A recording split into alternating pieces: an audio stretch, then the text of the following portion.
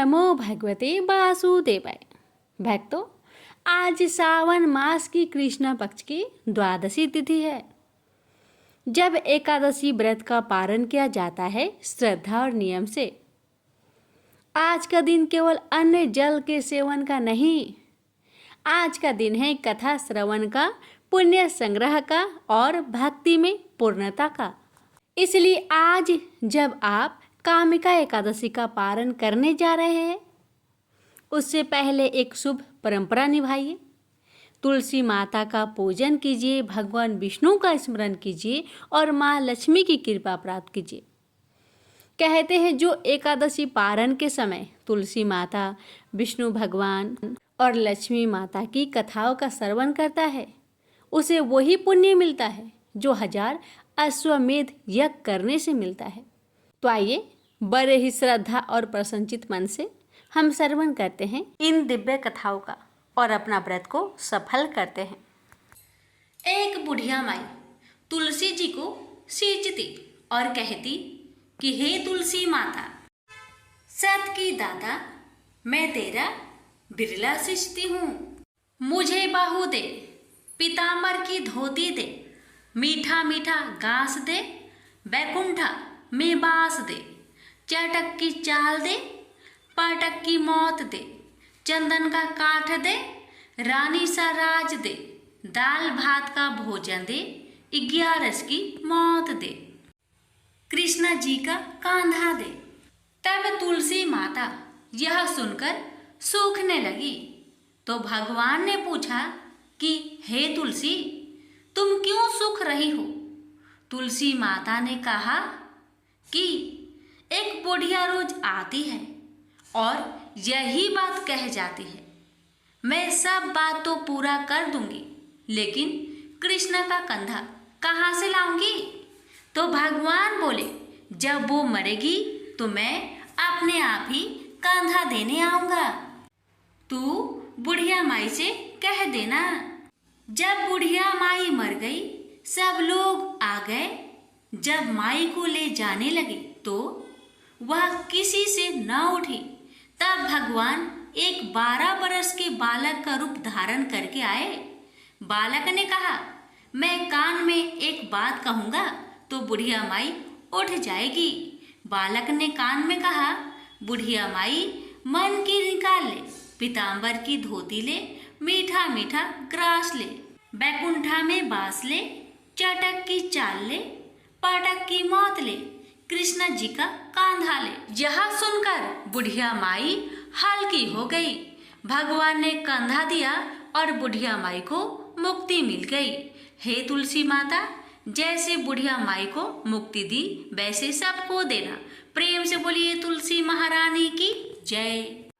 राजा अमरीश भगवान श्री हरि के परम भक्त थे। वे पृथ्वी के 7 द्वीप, अचल संपत्ति और अतुल ऐश्वर्य के शासक होने पर भी इन्हें सपने तुल्य समझते थे, क्योंकि वे जानते थे कि जिस धन वैभव के लोभ में पड़कर मनुष्य घोर नरक में जाता है, वह केवल 4 दिन की चांदनी है।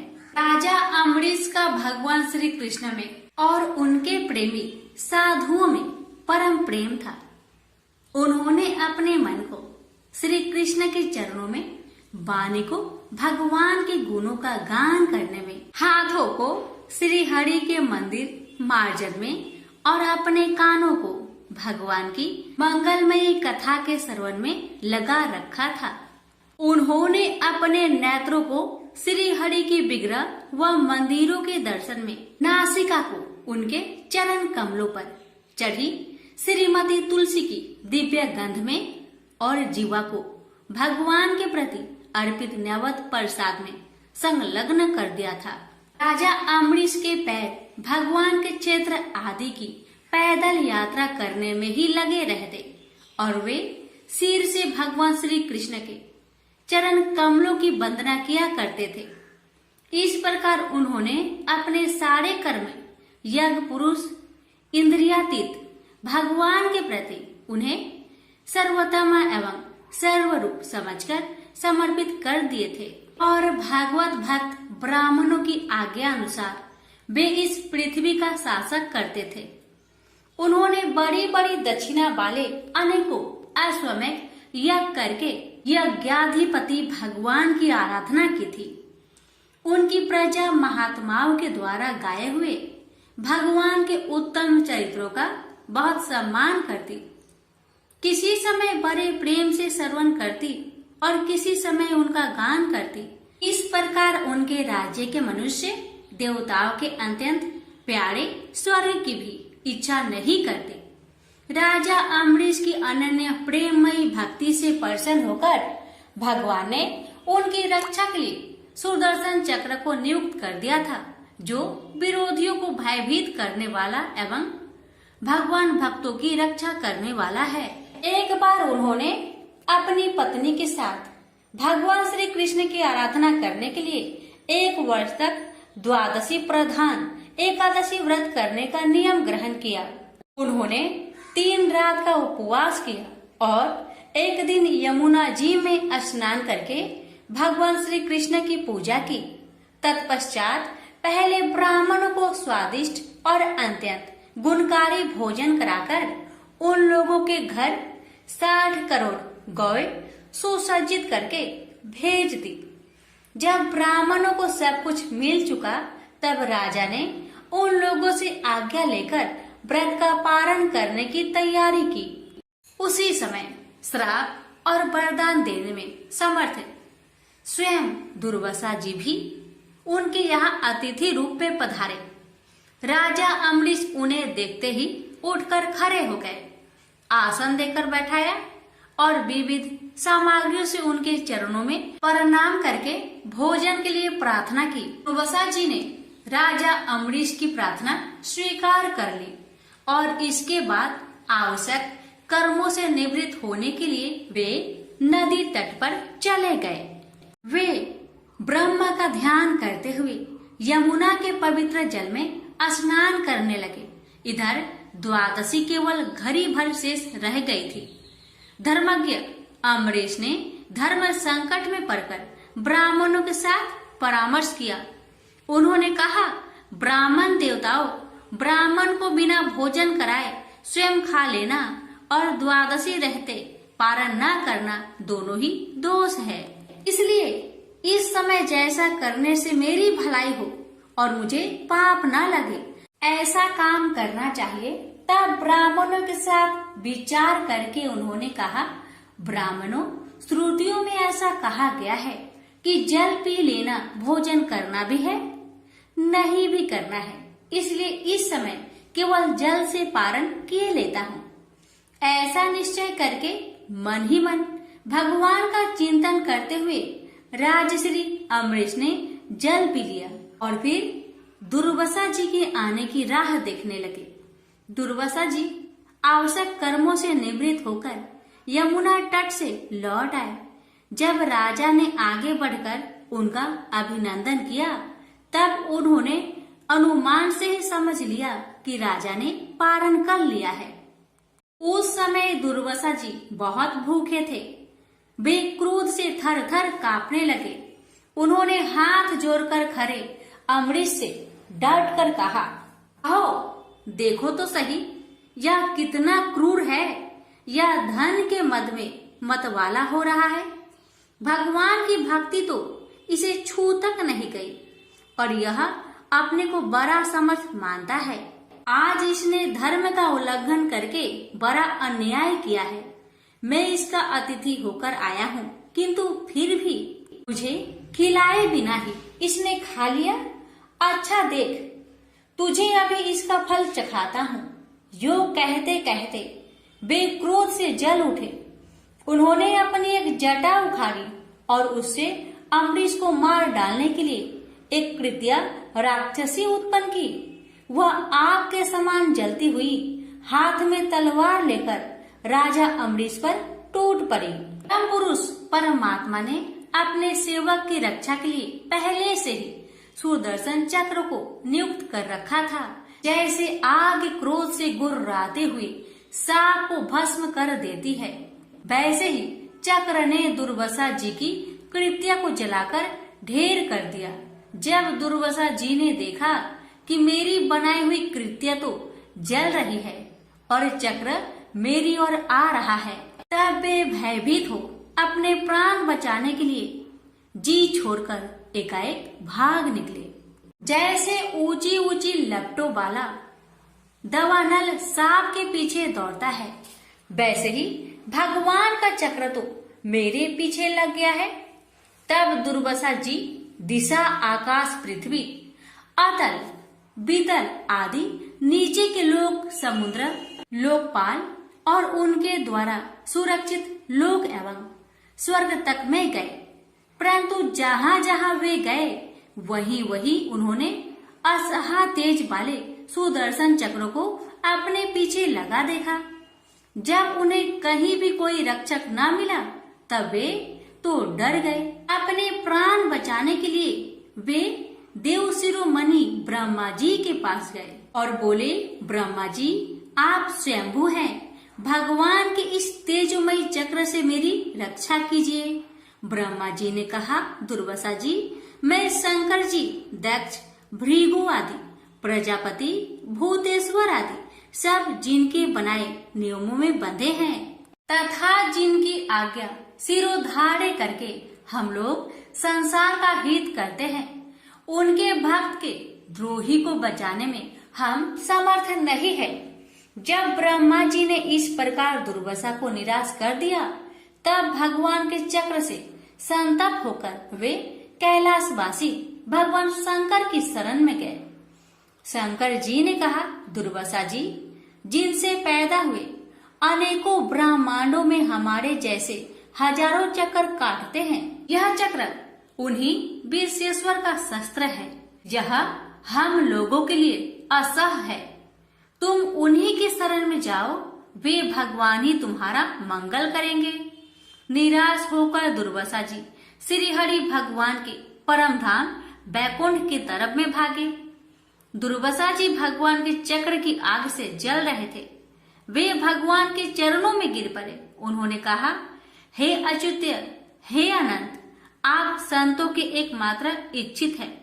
प्रभु संपूर्ण जगत के जीवन दाता, मैं अपराधी हूँ, आप मेरी रक्षा कीजिए। आपका परम प्रभाव न जानने के कारण ही मैंने आपके प्यारे भक्त का अपराध किया है।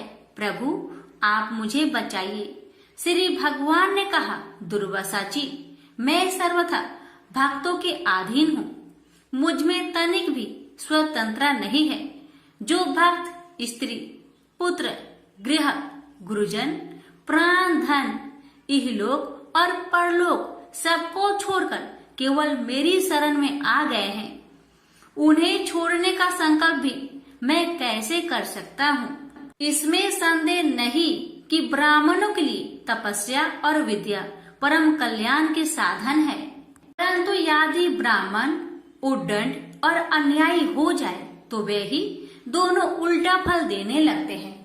दुर्वासा जी सुनिए, मैं आपको एक उपाय बताता हूँ जिसका अनिष्ट करने से आपको इस विपत्ति में आना पड़ा है। आप उसी के पास जाइए, उनसे क्षमा मांगे, तब आपको शांति मिलेगी। सुदर्शन चक्र की ज्वाला से जलते हुए दुर्वासा लौटकर राजा अम्बरीश के पास आए और उन्होंने अत्यंत दुखी होकर राजा के पैर पकड़ लिए। दुर्वासा जी की यह चेष्टा देखकर और उनके चरण पकड़ने से लज्जित होकर राजा अम्बरीश भगवान के चक्र की स्तुति करने लगे। अम्बरीश ने कहा, प्रभु सुदर्शन आप अग्नि स्वरूप है, भगवान के प्यारे हजार दांत वाले चक्र देवा, मैं आपको नमस्कार करता हूँ। समस्त अस्त्र शस्त्रों को नष्ट कर देने वाले एवं पृथ्वी के रक्षक, आप इन ब्राह्मण की रक्षा कीजिए। आप कृपा करके हमारे कुल के भाग्योदय के लिए दुर्वासा जी का कल्याण कीजिए। हमारे ऊपर यह आपका महान अनुग्रह होगा। यदि मैंने कुछ भी दान किया हो या किया हो अथवा अपने धर्म का पालन किया हो, यदि हमारे वंश के लोग ब्राह्मणों को ही अपना आराध्य देव समझते रहे हो तो दुर्वासा जी की जलन मिट जाए। भगवान समस्त गुणों के एकमात्र आश्रय स्थल है। यदि मैंने समस्त प्राणियों की आत्मा के रूप में उन्हें देखा हो और वे मुझ पर प्रसन्न हो तो दुर्वासा जी का हृदय की सारी जलन मिट जाए। तब राजा अम्बरीश ने दुर्वासा जी को सब ओर से जलाने वाले भगवान के सुदर्शन चक्र की इस प्रकार स्तुति की। तब उनका प्रार्थना से चक्र शांत हो गया। जब दुर्वासा चक्र की आग से मुक्त हो गए और उनका चित्त स्वस्थ हो गया, तब वे राजा अम्बरीश को अनेकानेक उत्तम आशीर्वाद देते हुए उनकी प्रशंसा करने लगे। दुर्वासा जी ने कहा, धन्य है, आज मैंने भगवान के प्रेमी भक्त का महत्व देखा। राजन, मैंने आपका अपराध किया, फिर भी आप मेरे लिए मंगल कामना ही कर रहे हैं। महाराज अम्बरीश, आपका हृदय करुणा भाव से परिपूर्ण है। आपने मेरे ऊपर महान अनुग्रह किया। अहो, आपने मेरे अपराध भुलाकर मेरी रक्षा की है। जब से दुर्वासा जी चक्र से जीवन रक्षा के लिए भाग रहे थे, तब से राजा अम्बरीश ने भोजन नहीं किया था। वे दुर्वासा जी के लौटने की राह देख रहे थे। अब उन्होंने दुर्वासा जी के चरण पकड़ लिए और उन्हें प्रसन्न करके विधि पूर्वक भोजन कराया। दुर्वासा जी ने बहुत ही संतुष्ट होकर राजा अम्बरीश के गुणों की प्रशंसा की और उनके बाद उनसे अनुमति लेकर आकाश मार्ग से प्रस्थान किया। जब सुदर्शन चक्र से भयभीत होकर दुर्वासा जी भाग रहे थे, तब से लेकर उनके लौटने तक 1 वर्ष का समय बीत गया था। इतने दिनों तक राजा अम्बरीश उनके दर्शन की आकांक्षा से केवल जल पीकर रहे। दुर्वासा जी के जाने के बाद उनके भोजन से बचे हुए अत्यंत पवित्र अन्न को राजा ने सपरिवार ग्रहण किया। कुछ वर्ष बीतने पर राजा अम्बरीश ने अपने ही समान भक्त पुत्र पर राज्य का भार छोड़ दिया और स्वयं वन में चले गए।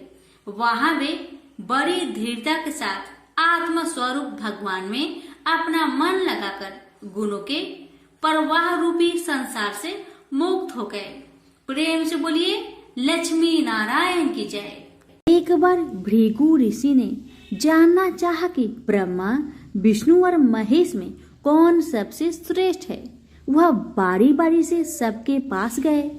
ब्रह्मा और महेश ने भृगु को पहचाना तक नहीं, न ही आदर किया। इसके बाद भृगु विष्णु के यहाँ गए। विष्णु भगवान विश्राम कर रहे थे और माता लक्ष्मी उनके पैर दबा रही थी। भृगु ने पहुंचते ही न कुछ कहा न सुना और भगवान विष्णु के छाती पर पैर से प्रहार कर दिया। लक्ष्मी जी यह सब देखकर चकित रह गई, किंतु विष्णु भगवान ने भृगु का पैर पकड़कर विनीत भाव से कहा, मुनिवर, आपके कोमल पैर में चोट लगी होगी, इसके लिए मुझे क्षमा करें। लक्ष्मी जी को भगवान विष्णु की इस विनम्रता पर बड़ा क्रोध आया। वह भगवान विष्णु से नाराज होकर भूलोक में आ गई तथा कोल्हापुर में रहने लगी। लक्ष्मी जी के चले जाने से विष्णु भगवान को लगा कि उनका श्री और वैभव ही नष्ट हो गया और उनका मन बड़ा अशांत रहने लगा। लक्ष्मी जी को ढूंढने के लिए वह श्रीनिवास के नाम से भूलोक में आए। घूमते घूमते बेकटचल पर्वत क्षेत्र में बकुला माई के आश्रम पहुँचे। बकुला माई ने उनकी बड़ी आवभगत की, उन्हें आश्रम में ही रहने को कहा। एक दिन जंगल में एक मतवाला हाथी आ गया। आश्रमवासी डरकर इधर उधर भागने लगे। श्रीनिवास ने यह देखा तो धनुष बाण में लेकर हाथी का पीछा किया। हाथी डरकर भागा और घने जंगल में अदृश्य हो गया। श्रीनिवास उसका पीछा करते करते थक गए थे। वह एक सरोवर के किनारे वृक्ष की छाया में लेट गए और उन्हें हल्की सी झपकी आ गई। थोड़ी देर में शोर सुनकर वह जागे तो देखा कि 4-6 युवतियां उन्हें घेर खड़ी है। श्रीनिवास को जागा हुआ देखकर वह झपटकर बोली, यह हमारी राजकुमारी पद्मापति का सुरक्षित उपवन है और यहाँ पुरुषों को आना मना है। तुम यहाँ कैसे और क्यों आए हो? श्रीनिवास कुछ जवाब दे इससे पहले ही उनकी दृष्टि वृक्ष की ओट से झांकती राजकुमारी की ओर गई। श्रीनिवास पद्मावती को एकटक देखते रह गए। थोड़ा संयत होकर कहा, देवियों, मुझे पता नहीं था। मैं शिकार का पीछा करता हुआ यहाँ आया था। थक जाने पर मुझे नींद आ गई, इसलिए क्षमा करे। श्रीनिवास आश्रम में लौट आए, किंतु बड़े उदास रहने लगे। एक दिन बकुला माई ने बड़े प्यार से उनकी उदासी का कारण पूछा, तो श्रीनिवास ने पद्मावती से भेंट होने की सारी कहानी कह सुनाई। फिर कहा, उसके बिना मैं नहीं रह सकता। बकुला माई बोली, ऐसा सपना मत देखो। कहा हुआ प्रतापी चोल नरेश आकाशराज की बेटी, और कहा तुम आश्रम में पलने वाले एक कुल गोत्रहीन युवक। श्रीनिवास बोले, माँ, एक उपाय है, तुम मेरा साथ दो तो सब संभव है। बकुला माई ने श्रीनिवास का सच्चा प्यार देखकर हाँ कर दी। श्रीनिवास ज्योतिष जानने वाली औरत का भेष बनाकर राजा आकाश की राजधानी नारायणपुर पहुँचे। उसकी चर्चा सुन पद्मावती ने भी उस औरत को महल में बुलाया और अपना हाथ दिखाया। राजकुमारी के हस्तरेखा देखकर वह बोली, राजकुमारी, कुछ दिन पहले तुम्हारी भेंट तुम्हारी सुरक्षित उद्यान में किसी युवक से हुई थी। तुम दोनों की दृष्टि मिली थी। उसी युवक से तुम्हारी शादी का योग बनता है। पद्मावती की माँ धारणा देवी ने पूछा, यह कैसे हो सकता है? ज्योतिषी औरत बोली, ऐसा ही योग है। ग्रह कहते हैं कोई औरत अपने बेटे के लिए आपकी बेटी मांगने स्वयं आएगी। 2 दिन बाद सचमुच ही बकुला माई एक तपस्विनी के भेष में राजमहल आई। उसने अपने युवा बेटे के साथ पद्मावती के विवाह की चर्चा की। राजा आकाश में बकुला माई को पहचान लिया। उन्होंने पूछा, वह युवक कौन है? बकुला माई बोली, उसका नाम श्रीनिवास है। वह चंद्र वंश में पैदा हुआ है। मेरे आश्रम में रह रहा है। मुझे माँ की तरह मानता है। राजा आकाश ने कुछ सोचकर उत्तर देने के लिए कहा। बकुला माई के चले जाने पर आकाश ने राज पुरोहित को बुलाकर सारी बात बताई। राज पुरोहित ने गणना की, फिर सहमति देते हुए कहा, महाराज, श्रीनिवास में विष्णु जैसा देवगुण है और लक्ष्मी जैसी आपकी बेटी के लिए यह बड़ा सुयोग है। राजा आकाश ने तुरंत बकुला बाई के यहाँ अपनी स्वीकृति के साथ विवाह के लग्न पत्रिका भेज दी। बकुला माई ने सुना तो वह चिंतित हो उठी। श्रीनिवास से बोली, बेटा, अब तक तो विवाह की चिंता ही थी, अब पैसे ना होने की चिंता है। मैं वरा स्वामी के पास जाती हूँ, उनसे पूछती हूँ कि क्या किया जाए। बकुला माई श्रीनिवास को लेकर वरा स्वामी के पास गई और श्रीनिवास के विवाह के लिए धन की समस्या बताई।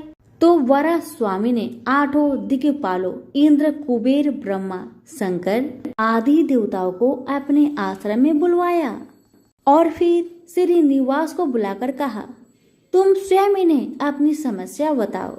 श्रीनिवास ने देवताओं से कहा, मैं चोल नरेश राजा आकाश की बेटी पद्मावती से विवाह करना चाहता हूँ। मेरी हैसियत राजा के अनुरूप नहीं है। मेरे पास धन नहीं है, मैं क्या करूँ? इंद्र ने कुबेर से कहा, कुबेर, इस काम के लिए तुम श्रीनिवास को ऋण दे दो। कुबेर ने कहा, ऋण तो दे दूंगा, पर उसे यह वापस कब और कैसे करेगा, इसका निर्णय होना चाहिए। श्रीनिवास बोले, इसकी चिंता मत कीजिए, कलयुग के अंत तक मैं सब ऋण चुका दूंगा। कुबेर ने स्वीकार कर लिया। सब देवताओं की साक्षी में श्रीनिवास के ऋण पत्र लिख दिया गया। उस धन से श्रीनिवास और पद्मावती का विवाह बड़े धूमधाम से हुआ। तभी नारद ने कोल्हापुर जाकर लक्ष्मी को बताया, विष्णु ने श्रीनिवास के रूप में पद्मावती से विवाह कर लिया है। दोनों वेंकटाचल पर्वत पर रह रहे हैं। यह सुनकर लक्ष्मी जी को बड़ा दुख हुआ। वह सीधे वेंकटाचल पहुंची। विष्णु जी की सेवा एवं लगी पद्मावती को भला बुरा कहने लगी। श्रीनिवास विष्णु रूप में मेरे पति है, तूने इनके साथ विवाह क्यों किया? दोनों ने वाक युद्ध होने लगा। तो श्रीनिवास को बड़ा दुख हुआ। वे पीछे हटे और पत्थर की मूर्ति के रूप में बदल गए। जब दोनों देवियों ने यह देखा तो उन्हें बड़ा दुख हुआ कि श्रीनिवास तो अब किसी के न रहे। इतने में शीला विग्रह से आवाज आई, देवियों में इस स्थान पर बकटेश्वर स्वामी के नाम से अपने भक्तों का अभिष्ट पूरा करता रहूंगा। उनसे प्राप्त चढ़ावे के धन द्वारा कुबेर का कर्ज ब्याज चुकाता रहूंगा। इसलिए तुम दोनों मेरे लिए वापस में झगड़ा मत करो। यह वाणी सुनते ही लक्ष्मी जी और पद्मावती दोनों ने सिर झुका लिया। लक्ष्मी कोल्हापुर आकर महालक्ष्मी के रूप में प्रतिष्ठित हो गई और पद्मावती तिरुनाचूर में शीला विग्रह हो गई। आज भी तिरुपति क्षेत्र में तिरुमला पहाड़ी पर भगवान बकेटेश्वर स्वामी के दर्शन हेतु भक्त गणों से इसी भाव से शुक्ल लिया जाता है। उनकी पूजा पुष्प मिष्टान आदि से न होकर धन द्रव्य से होती है। इस धन से भगवान श्री कृष्ण बकेटेश्वर स्वामी कुबेर का कर्ज चुका रहे हैं। सभी प्रेम से बोलिए श्री लक्ष्मी नारायण की जय हो। प्राचीन काल की बात है। द्रविड़ देश में एक पांड्यवंशी राजा राज्य करते थे। उनका नाम था इंद्रधुम्न। वे भगवान की आराधना में ही अपना अधिक समय व्यतीत करते थे। यद्यपि उनके राज्य में सर्वत्र सुख शांति थी, प्रजा प्रत्येक रीति से संतुष्ट थी, तथापि राजा इंद्रधुम्न अपना समय राज्य कार्य में कम ही दे पाते थे। वे कहते थे कि भगवान विष्णु ही मेरे राज्य की व्यवस्था करते हैं, अतः वे अपने इष्ट परम प्रभु की उपासना में ही ददचित रहते थे। राजा इंद्रधुम्न के मन में आराध्य आराधना की लालसा उत्तरोत्तर बढ़ती ही गई। इस कारण वे राज्य का त्याग कर मलय पर्वत पर रहने लगे। उनका भेष तपस्वियों जैसा था। सिर के बाल बढ़कर जटा के रूप में हो गए थे। वे निरंतर परम ब्रह्मा परमात्मा की आराधना में तल्लीन रहते थे। उनके मन और प्राण भी श्री हरि के चरण कमलों में मधुकर बने रहते। इसके अतिरिक्त उन्हें जगत की कोई वस्तु नहीं सुहाती। उन्हें राज्य, कोष, प्रजा तथा पत्नी आदि किसी प्राणी या पदार्थ की स्मृति ही नहीं होती थी। एक बार की बात है, राजा इंद्रधुम्न प्रतिदिन की भांति स्नान आदि से निवृत्त होकर सर्वसमर्थ प्रभु की उपासना में तल्लीन थे। उन्हें ब्रह्मा जगत का तनिक भी ध्यान नहीं था। संयोग बस उसी समय महर्षि अगस्त्य अपने समस्त शिष्यों के साथ वहां पहुंच गए, लेकिन न पाद्य न अर्घ्य और न स्वागत। मौन व्रती राजा इंद्रधुम्न परम प्रभु के ध्यान में निमग्न थे। इससे महर्षि अगस्त्य कुपित हो गए। उन्होंने इंद्रधुम्न को श्राप दिया, इस राजा ने गुरुजनों से शिक्षा नहीं ग्रहण की है और अभिमान बस परोपकार से निवृत्त होकर मनमानी कर रहा है। ब्राह्मणों का अपमान करने वाला यह राजा हाथी के समान जड़ बुद्धि है, इसलिए इसे घोर अज्ञानमय हाथी की योनि प्राप्त हो। महर्षि अगस्त्य भगवत दंभ इंद्रधुम्न को यह श्राप देकर चले गए। राजा इंद्रधुम्न ने इसे श्री भगवान का मंगलमय विधान समझकर प्रभु के चरणों में सिर रख दिया। क्षीरविद में 10 सहस्त्र योजन लंबा, चौड़ा और ऊंचा त्रिकूट नामक एक पर्वत था। वहां पर वैद्य अत्यंत सुंदर एवं श्रेष्ठ था। उस पर्वतराज त्रिकूट की तराई में ऋतुमान नामक भगवान वरुण का कीड़ा कानन था। उसके चारों ओर दिव्य वृक्ष सुशोभित थे। वे वृक्ष सदा पुष्पों और फूलों से लदे रहते थे। उसी कीड़ा कानन ऋतुमान के समीप पर्वत श्रेष्ठ त्रिकूट के गहन मन में हथनियों के साथ एक अत्यंत शक्तिशाली और अमित पराक्रमी गजेंद्र रहता था। एक बार की बात है, गजेंद्र अपने साथियों सहित तृष्णाधिक्य से व्याकुल हो गया। वह कमल की गंध से सुगंधित वायु को सुनकर चिताक्षर विशाल सरोवर के तट पर जा पहुंचा। गजेंद्र ने उस सरोवर के निर्मल, शीतल और मीठे जल में प्रवेश किया। पहले तो उसने जल पीकर अपनी तृष्णा बुझाई, फिर जल में स्नान कर अपना श्रम दूर किया। तत्पश्चात उसने जल क्रीड़ा आरंभ कर दी। वह अपनी सूर में जल भरकर उसकी फुहारे से हाथनियों को स्नान कराने लगा। तभी अचानक गजेंद्र ने सूर उठाकर चित्कार की।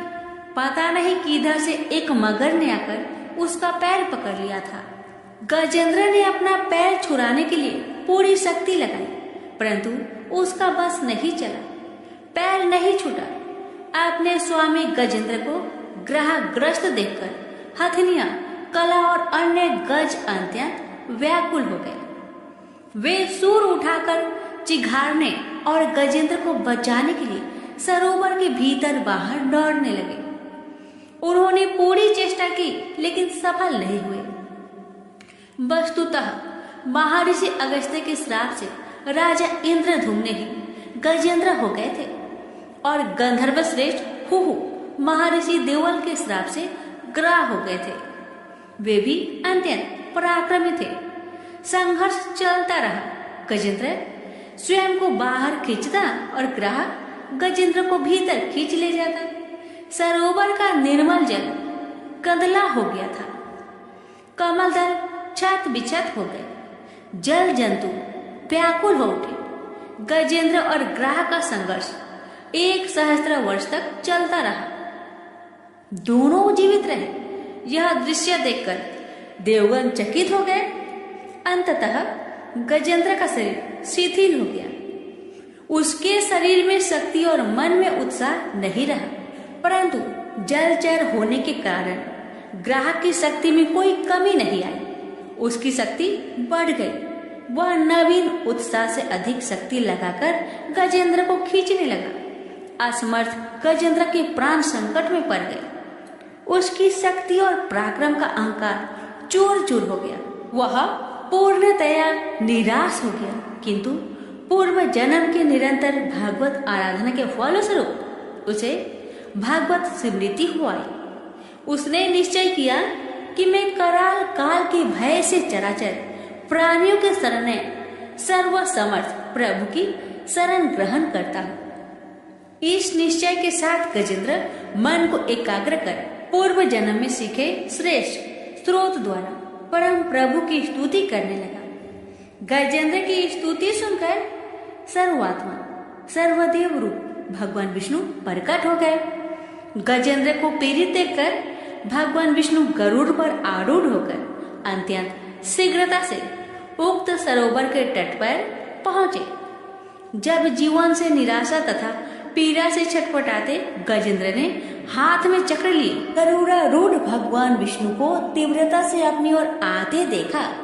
उसने कमल का एक सुंदर पुष्प अपनी सूर में लेकर ऊपर उठाया और बड़े कष्ट से उसने कहा, नारायण जगत गुरु भगवान, आपको नमस्कार है।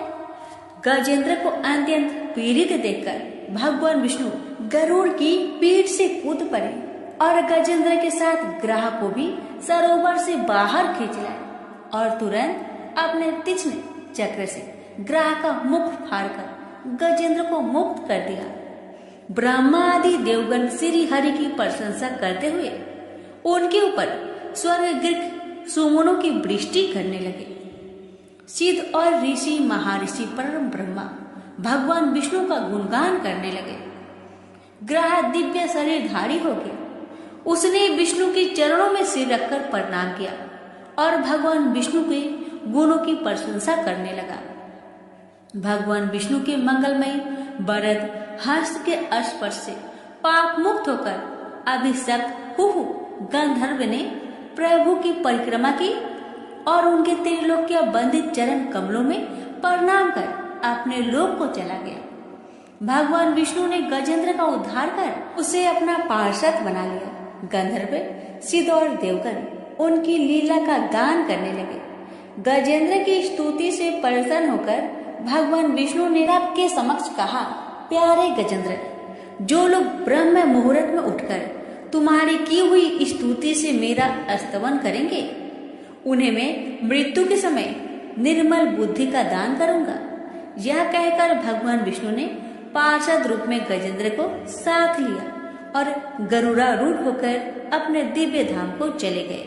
तो प्रेम से बोलिए लक्ष्मी नारायण की जय। एक बार की बात है कि देवी सत्यभामा भगवान श्री कृष्ण से पूछती है कि हे प्रभु, पहले आपने मुझे तुलसी को जल देने का और तुलसी के पास दीपक जलाने का महात्म्य सुनाए, किंतु हे प्रभु, आज मैं आपके पास यह जानने के लिए आई हूँ कि तुलसी को जल चढ़ाने के नियम क्या है। कौन सी स्त्री तुलसी को जल नहीं चढ़ा सकती है, इस विषय में मुझे ज्ञान दीजिए। भगवान श्री कृष्ण कहते हैं, हे सत्यभामा, आज तुमने बहुत ही उत्तम प्रश्न किया है। तुलसी को जल देने के महत्वपूर्ण नियम होते हैं। उन नियमों का पालन करते हुए ही तुलसी को जल देना चाहिए। यदि कोई व्यक्ति इन नियमों का पालन नहीं करता है तो उसे महापाप लगता है। देवी लक्ष्मी उसके घर का त्याग करके चली जाती है।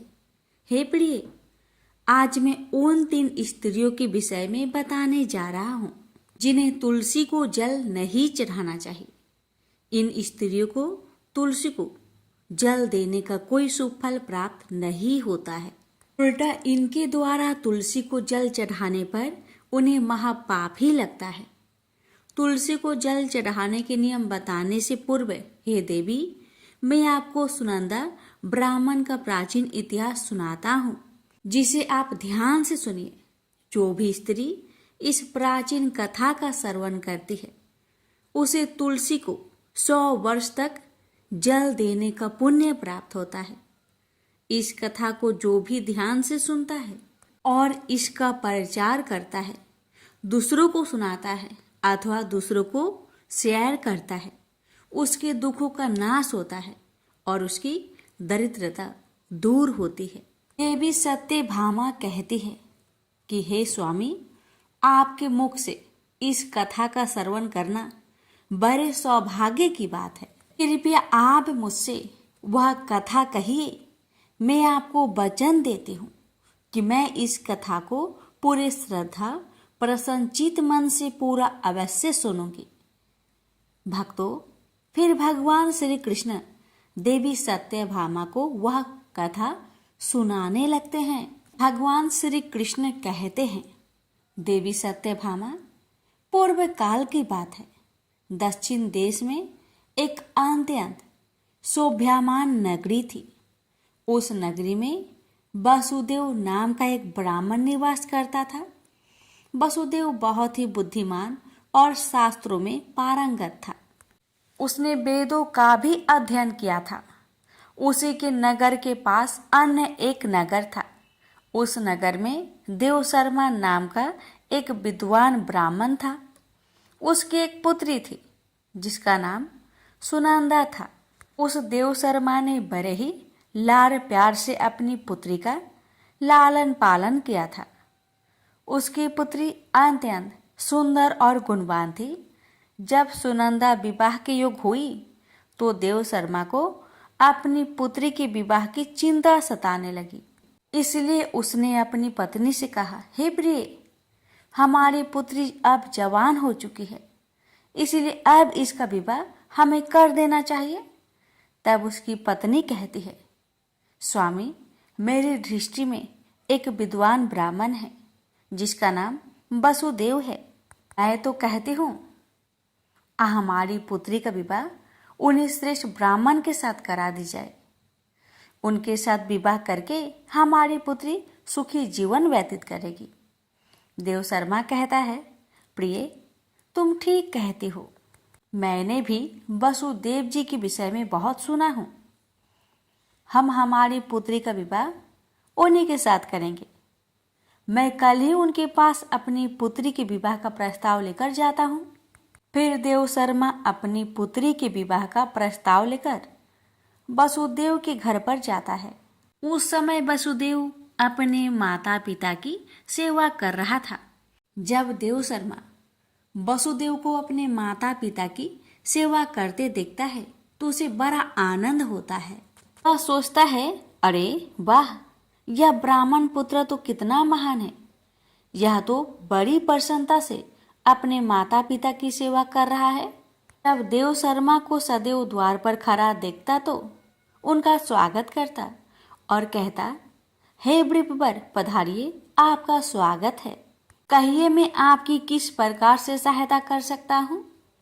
वसुदेव का अतिथि सत्कार देखकर देव शर्मा बहुत प्रसन्न हो जाता है। वह देखता है कि वसुदेव का घर अत्यंत पवित्र और शुद्ध होता है। उसके घर के सामने तुलसी का पौधा होता है और घर के अंदर भगवान विष्णु की प्रतिमा रखी हुई होती है। इससे देव शर्मा को विश्वास हो जाता है कि सदैव ही उनकी पुत्री के लिए यह घर सर्वोत्तम है। देव शर्मा वसुदेव से कहता है, हे वृषवर, आज मैं आपके पास मेरी पुत्री के साथ आपके विवाह का प्रस्ताव लेकर आया हूँ। मेरी पुत्री के लिए आपके समान श्रेष्ठ वर कहीं और नहीं मिल सकता। वसुदेव के माता पिता भी यह बात सुनकर प्रसन्न हो जाते हैं और वसुदेव को विवाह के लिए मना लेते हैं। फिर वसुदेव भी विवाह के लिए तैयार हो जाता है। विवाह का मुहूर्त तय किया जाता है और एक पवित्र स्थान पर वसुदेव और सुनंदा का विवाह संपन्न किया जाता है। सुनंदा के सुंदर और मनमोहक रूप को देखकर वसुदेव बहुत प्रसन्न होता है। सुनंदा अत्यंत गुणवान और चरित्रवान स्त्री थी। विवाह के बाद जब सुनंदा वासुदेव के घर पर जाती है तो वह अपने पति और सास ससुर की बड़ी सेवा करती है। अपनी मधुर वाणी और कार्य से वह सभी के मन को जीत लेती है। सुनंदा के ससुराल वाले भी उसके कार्य से बहुत संतुष्ट रहते हैं। सुनंदा हर रोज सुबह पति के जागने से पहले भोर में ही उठकर घर के सारे कामकाज करती, आंगन की सफाई करती, सारे काम समाप्त कर स्नान करती थी। स्नान करके वह नित्य तुलसी जी को जल देती थी, उनका पूजन करती थी और फिर पूजा घर में जाकर भगवान विष्णु और माँ लक्ष्मी का पूजा किया करती थी। फिर भोजन बनाकर उसमें तुलसी पत्र डालकर भगवान विष्णु को भोग लगाया करती थी। उसके बाद वह अपने सास ससुर को भोजन देती और फिर पति को भोजन कराकर फिर खुद भोजन किया करती थी। रात को वह सासू माँ के चरण दबाकर पति के चरण दबाती और फिर पति के सो जाने के बाद खुद सो जाया करती थी। सुनंदा के अंदर एक पतिव्रता नारी के सभी लक्षण थे और वह अपने पति को ही परमेश्वर मानकर उनकी सेवा करती थी। सुनंदा ने कभी अपने पति के अलावा अन्य पुरुष के विषय में विचार नहीं किया। वह सत्य धर्म का पालन करने वाली और धर्म कार्य करने वाली पवित्र स्त्री थी। उसने कभी कोई अशुभ कार्य नहीं किया। सुनंदा के ऐसे सात्विक और सरल स्वभाव को देखकर माँ लक्ष्मी भी उस पर मेहरबान थी। माँ लक्ष्मी स्वयं चलकर उसके घर में आकर निवास करने लगी। इससे सुनंदा के जीवन में सुख समृद्धि और भी अधिक बढ़ गई। भगवान श्री कृष्ण कहते हैं, हे देवी सत्यभामा, देवी लक्ष्मी उन्हीं स्त्रियों पर अपनी कृपा दृष्टि बनाए रखती है जो पतिव्रता होती है और जो सत्य धर्म का पालन करती है।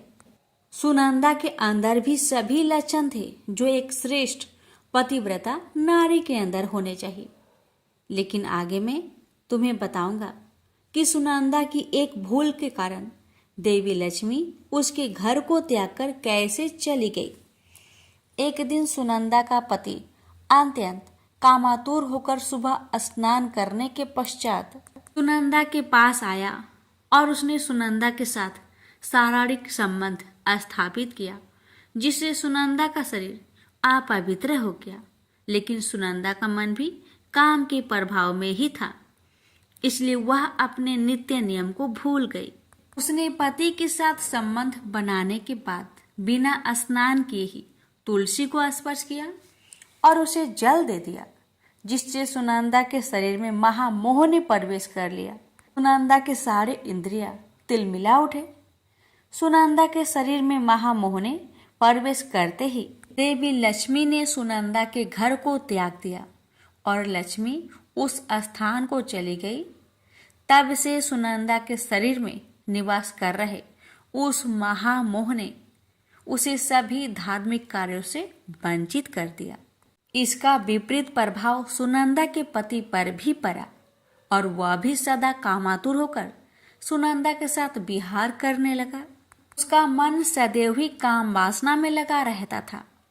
फिर एक दिन सुनंदा के पति ने तो सभी सीमाओं का उल्लंघन किया और सुनंदा के मासिक धर्म के दौरान ही उसके साथ संबंध स्थापित किया, जिससे सुनंदा के शरीर में निवास कर रहा ब्रह्म हत्या का पाप उसके पति के शरीर में प्रवेश कर गया। हे देवी सत्यभामा, जब स्त्री मासिक धर्म से होती है तो उसके शरीर में 3 दिनों तक ब्रह्म हत्या का पाप निवास करता है, क्योंकि ब्रह्मदेव ने इंद्र के शरीर से ब्रह्म हत्या का पाप निकालकर वृक्ष, जल, अग्नि और अप्सराओं को ग्रहण करने के लिए कहा था। उस समय से स्त्रियों के शरीर में मासिक धर्म के दौरान ब्रह्म हत्या का पाप निवास करता है, और जो भी पुरुष मासिक धर्म के दौरान स्त्री को स्पर्श करता है अथवा उसके साथ संबंध बनाता है तो यह पाप उसके शरीर में प्रवेश कर जाता है। वही ब्रह्म हत्या का पाप सुनंदा के पति के शरीर के अंदर प्रवेश कर गया और वह जमीन पर गिर पड़ा। उसे तुरंत ही कोढ़ का रोग हो गया। उसका अंग अंग जलने लगा। उसके शरीर पर छाले पड़ गए और वह दर्द से चीखने लगा। हाय, मुझसे यह क्या अपराध हो गया? मेरे द्वारा भयंकर पाप हो गया है। मैंने सब कुछ जानते हुए भी महापाप किया है। अब मेरी रक्षा कौन करेगा? सुनंदा की सास तुरंत उस स्थान पर आ गई तो उसने देखा कि उसका पुत्र कोढ़ के रोग से ग्रासित होकर जमीन पर पड़ा है। क्रोध में आकर सुनंदा से कहने लगी, अरे पापिनी, तूने यह क्या कर डाला? अपने ही पति का धर्म भ्रष्ट कर डाला। अपने पति की ऐसी हालत देखकर सुनंदा बहुत घबरा गई और जोर जोर से रोने लगी। हे सासू माँ, मुझे क्षमा करो। मुझसे बहुत बड़ा अपराध हो गया है। काम के वशीभूत होकर मेरे द्वारा यह अपराध हो गया है। सुनंदा की सास ने कहा, हे पापिनी, तू इस घर से अभी चली जा। तुम जैसे कुलटा स्त्री को इस घर में नहीं रहना चाहिए। तूने मेरे बेटे के जीवन को नरक बना दिया। सुनंदा कहती है, हे सासू माँ, मैं कहाँ जाऊँ? मेरे पति के अलावा मेरा कोई नहीं है। उन्हें छोड़कर जीवित रह नहीं सकती। सुनंदा की सास कहती है, तू कहीं जाकर मर जा, लेकिन अब तू इस घर में निवास नहीं कर सकती। इतना कहकर सुनंदा की सास ने उसे धक्के मारकर घर से निकाल दिया। फिर सुनंदा दुखी होकर घर से निकल गई। उसे अपनी भूल पर बड़ा पछतावा होने लगा। उसे कुछ भी समझ में नहीं आ रहा था कि वह क्या करे। सुनंदा चलते चलते एक वन में जाती है। उसी वन में एक साधु का आश्रम होता है। तब वह उस आश्रम पर सहायता मांगने के लिए जाती है तो वहां पर कोई नहीं होता है। सुनंदा उसी आश्रम पर जाकर बैठ जाती है और अपने दोस्त के विषय में सोचते हुए दुखी होने लगती है। फिर कुछ समय बाद एक ऋषि उस आश्रम पर आते हैं जिनका वह आश्रम होता है। जब वे ऋषि एक स्त्री को अपने आश्रम पर दुखी बैठा हुआ देखते हैं तो आश्चर्यचकित हो जाते हैं और पास जाकर उस स्त्री से पूछने लगते हैं, हे कल्याणी, तुम कौन हो और किस कारण से इस स्थान पर अकेले बैठी हो? तुम्हारे दुख का क्या कारण है? तब वह स्त्री कहती है, हे मुनिवर, मेरा नाम सुनंदा है। मेरे द्वारा घोर पाप हो गया था। उसी कारण से अपने परिवार से बिछड़कर इस स्थान पर आई हूँ। वह ऋषि कहते हैं, हे देवी, ये क्या कह रही हो? तुमने कौन सा पाप किया है? मुझे विस्तार से बताओ, मैं तुम्हारी सहायता करने का प्रयत्न अवश्य करूंगा। सुनंदा कहती है, हे मुनिवर, मेरे द्वारा घोर पाप हो गया है। मासिक धर्म के दौरान मैंने पति के साथ संबंध बनाई। इसी कारण से मेरे पति कोढ़ रोग से ग्रस्त हो गए और दुख भोग रहे हैं। फिर ऋषि कहते हैं, बेटी तुम चिंता मत करो, तुम्हारे द्वारा जो पाप हुआ है उसका प्रायश्चित करो, तुम्हें पाप से मुक्ति मिल जाएगी। तुम इस आश्रम में बैठकर भगवान विष्णु की पूजा करो, तुलसी को नित्य जल दो और गौ माता की सेवा करो। तुम्हारा पति जल्दी ही ठीक हो जाएगा। फिर वह सुनंदा वहीं पर उस आश्रम में रहकर भगवान विष्णु की नित्य पूजा करने लगती है। रोज स्नान करके वह ब्रह्मचर्य का पालन करते हुए तुलसी को जल चढ़ाती है और तुलसी के पत्ते डालकर भगवान विष्णु का भोग लगाती है। फिर गायों को चारा डाल उनकी सेवा करती है। दिन भर वहीं भगवान विष्णु की मूर्ति के आगे बैठकर भगवान विष्णु की भक्ति करने लगती है। इस प्रकार से 1 वर्ष बीत जाता है। भगवान विष्णु सुनंदा की दृढ़ निष्ठा और भक्ति से अत्यंत प्रसन्न हो जाते हैं और सुनंदा को साक्षात दर्शन देते हैं। भगवान विष्णु को साक्षात अपने सामने खड़ा देखकर सुनंदा उन्हें बारंबार प्रणाम करने लगती है। तब भगवान विष्णु सुनंदा से कहते हैं, हे पुत्री, तुमने बड़ी ही श्रद्धा से और भक्ति भाव से मेरी आराधना की है, इसलिए अब मैं तुम पर प्रसन्न हूं। कहो तुम्हारी क्या कामना है। तब सुनंदा कहती है, हे प्रभु, कृपया मुझे बतलाए मेरे किस दोष के कारण मेरे अंदर पाप वास हो गया है, जिस कारण से मेरे द्वारा घोर पाप हुआ और मेरे पति को कोढ़ का रोग हो गया। भगवान विष्णु कहते हैं, हे पुत्री, अब तुम ध्यान से सुनो। तुम्हारे द्वारा अनजाने में ही एक पाप हुआ था, जिस कारण से तुम्हारे अंदर महामोह ने प्रवेश कर लिया था। एक दिन तुमने अपनी पति के साथ संबंध बनाने के बाद बिना स्नान किए ही तुलसी को जल दिया था। पति पत्नी जब रीति क्रिया करते हैं तो उनका शरीर अपवित्र हो जाता है और ऐसी अवस्था में तुलसी को कभी स्पर्श नहीं करना चाहिए। तुलसी लक्ष्मी का ही रूप है। तुमने अपवित्र अवस्था में ही तुलसी को जल अर्पण किया था, जिस कारण से देवी लक्ष्मी तुम्हारे घर का त्याग करके चली गई और फिर महामोह ने तुम्हारे अंदर प्रवेश कर लिया। इसी मोह के कारण तुम्हारे और तुम्हारे पति के अंदर काम का प्रभाव अधिक बढ़ गया और मासिक धर्म के दौरान स्त्री के साथ संसर्ग होने के कारण तुम्हारे पति को कोढ़ का रोग हो गया था। अब वह सुनंदा कहती है, प्रभु, अनजाने में मुझसे यह बड़ा पाप हो गया। अब इस पाप का प्रायश्चित मैं कैसे करूं? भगवान विष्णु कहते हैं, हे सुनंदा, इस पाप का प्रायश्चित तुम्हारे 1 वर्ष तक ब्रह्मचर्य व्रत का पालन करके तुमने कर लिया है, इसलिए अब तुम पाप से मुक्त हो। सुनंदा कहती है, प्रभु, कृपया मुझे बतलाई, इस अवस्था में तुलसी को जल नहीं देना चाहिए और तुलसी को जल देने का क्या नियम है? भगवान विष्णु कहते हैं, सुनंदा, अब मैं तुम्हें तुलसी को जल देने का नियम बताता हूँ, तुम इसे ध्यान से सुनो। तुलसी एक अत्यंत पवित्र पौधा है, यह मुझे सबसे अधिक प्रिय है, इसलिए इसकी स्वाभाविकता बनी रहनी चाहिए। इस पौधे को कभी अपवित्र अवस्था में स्पर्श नहीं करना चाहिए। जो स्त्री मासिक धर्म से हो उस स्त्री को इस पौधे को कभी स्पर्श नहीं करना चाहिए। मासिक धर्म के दौरान स्त्री के शरीर में ब्रह्म हत्या का पाप होता है। ऐसे में स्त्री को तुलसी को जल नहीं देना चाहिए। किसी भी स्त्री और पुरुष को संबंध बनाने के बाद तुलसी की पौधे को स्पर्श नहीं करना चाहिए और ना ही इसे जल देना चाहिए। संबंध बनाने पर स्त्री और पुरुष का शरीर अपवित्र हो जाता है। ऐसी अवस्था में तुलसी की पौधे को स्पर्श करने पर दोष लगता है। देवी लक्ष्मी ऐसे स्थान से चली जाती है। हे पुत्री, जो स्त्री अपने पति का त्याग करके चली गई हो, जो विवाह के पश्चात अपने पति को छोड़कर अन्य पुरुष के साथ निवास कर रही हो, ऐसी स्त्री को भी तुलसी को जल नहीं चढ़ाना चाहिए। तुलसी की पूजा करने का अधिकार केवल पतिव्रता स्त्रियों को ही है। जो स्त्री असत होती है उसे तुलसी को जल नहीं चढ़ाना चाहिए।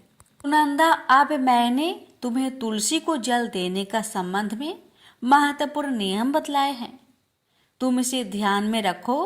तब सुनंदा कहती है, हे प्रभु, मेरे पति कोढ़ के रोग से पीड़ित हैं, कृपा करके मेरे पति को रोग से मुक्त कीजिए। तब भगवान विष्णु कहते हैं, हे सुनंदा, तुमने इस तुलसी के वृक्ष की 1 वर्ष तक पूजा की है। यह अत्यंत पवित्र पौधा है। अब तुम इसके पत्ते ले जाकर अपने पति को खिला दो, वह रोग और पापों से मुक्त हो जाएगा। इतना कहकर भगवान विष्णु अंतर्ध्यान हो गए। यह सुनकर सुनंदा बहुत प्रसन्न हो जाती है और भगवान विष्णु को बारंबार प्रणाम करके धन्यवाद देती है।